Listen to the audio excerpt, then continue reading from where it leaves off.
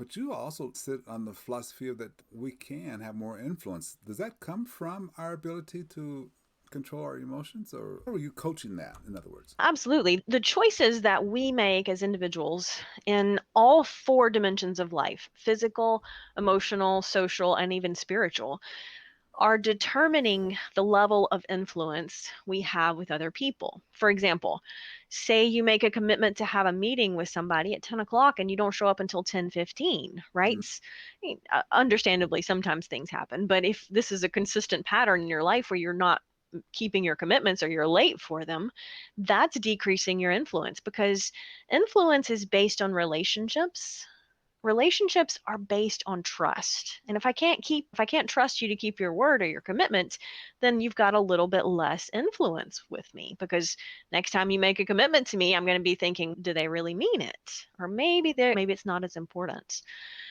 And that's just one example of how something that we do can affect our influence. Every single interaction that we have with somebody is either increasing our influence and our leadership or decreasing it. And it's the little things Yeah. with people that are big things.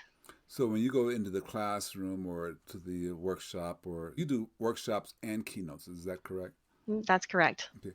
So when you go in to do a workshop, for example, you have exercises that helps people understand that influence comes from building trust and Not exercises. For most of what I do or what Mac and I do as we speak together is really talk people through. We share the principle, like I just did, but then I'll yeah. share the story. Maybe a story from my experience where I knew someone in my career who was always late to every single meeting. It was just, we all knew that was just how it was going to be. She was always going to be late. But Mm. share the principle and then share the story from my experience of how it played out. Because here's why people learn subconsciously, right? Yes.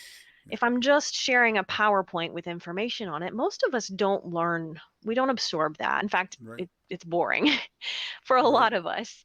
But when we share stories, people connect emotionally to stories. And so I share stories from my experience of where things went right, where things went wrong, where I Yeah. got it wrong, because that's how people can best learn. So Ria Story shares stories.